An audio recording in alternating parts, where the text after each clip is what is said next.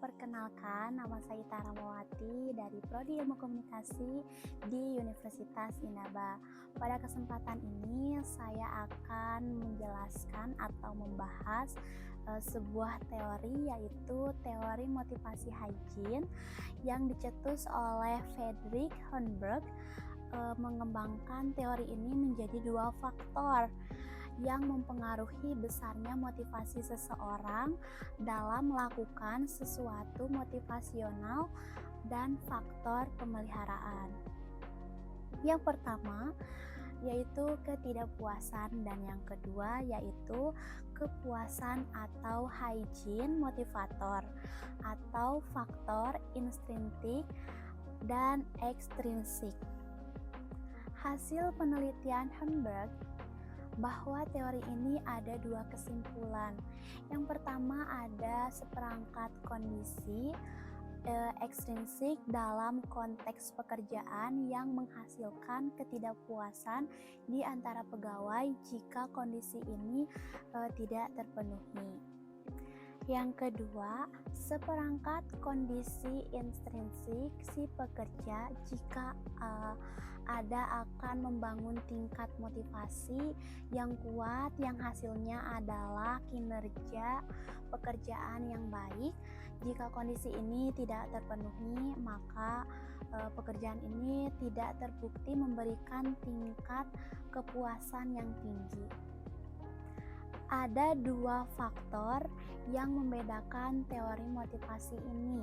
Yang pertama yaitu motivator, misalnya pengakuan prestasi seseorang, tanggung jawab, keterlibatan dalam pengambilan keputusan, dan lain sebagainya.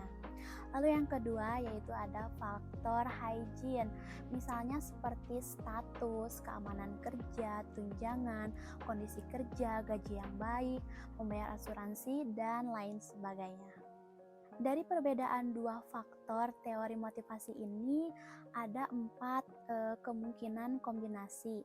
Yang pertama yaitu ada hygiene tinggi ditambah motivasi tinggi. Situasi ini yang ideal di mana karyawan sangat termotivasi dan memiliki beberapa keluhan.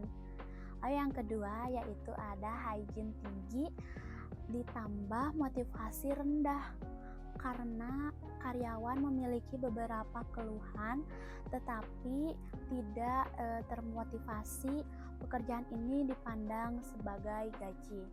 Yang ketiga yaitu ada hygiene rendah ditambah motivasi tinggi. Karyawan termotivasi akan tetapi memiliki banyak keluhan. Sebuah situasi di mana pekerjaan yang menarik dan menantang, tapi gaji dan kondisi kerja yang tidak memuaskan. Lalu yang terakhir, yang keempat, yaitu ada hygiene rendah tambah motivasi yang rendah. Ini adalah situasi yang paling buruk di mana karyawan tidak termotivasi dan memiliki banyak keluhan.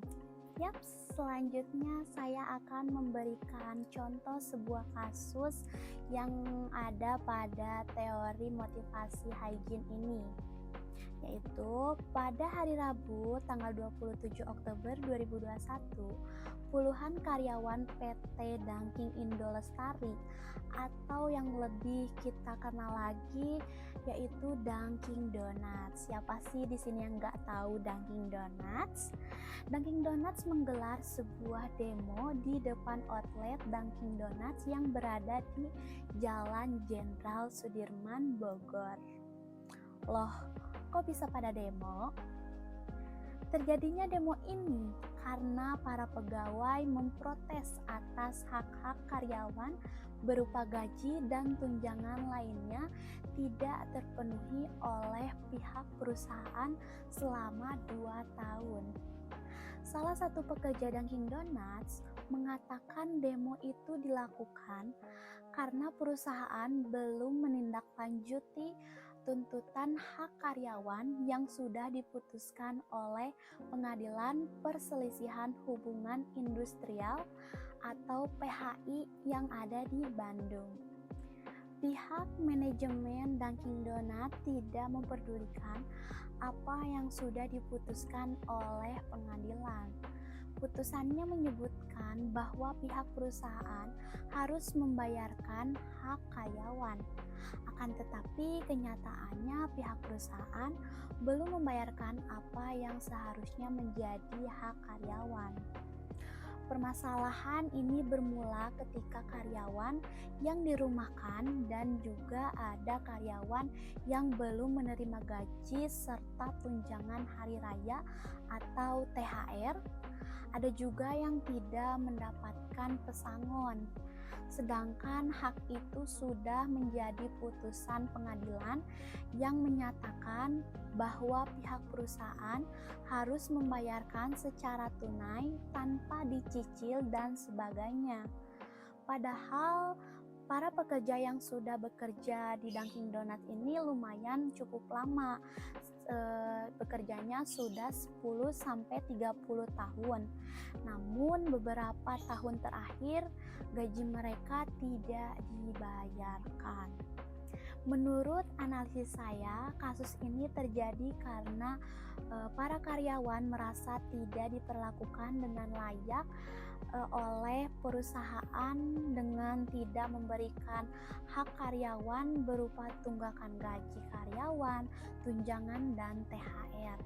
Maka dengan itu kasus ini termasuk ke dalam hygiene tinggi ditambah motivasi tinggi yang mengakibatkan karyawan berdemo. Mereka termotivasi untuk berdemo karena memiliki keluhan.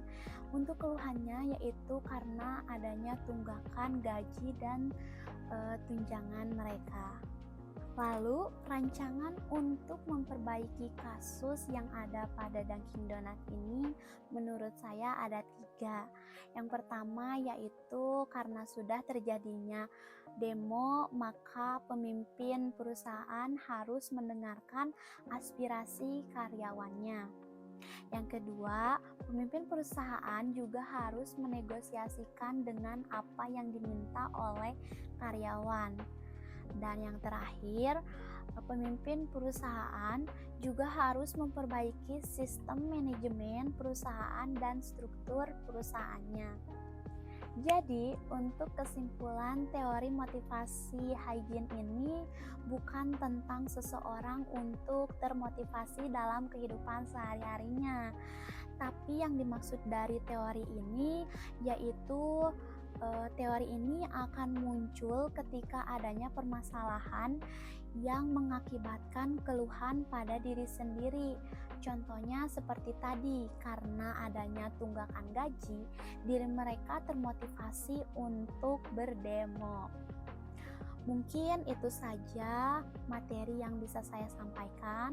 Mohon maaf bila ada kesalahan kata atau salah penyampaian. Saya Tara Mawati, pamit undur diri. Assalamualaikum, bye-bye.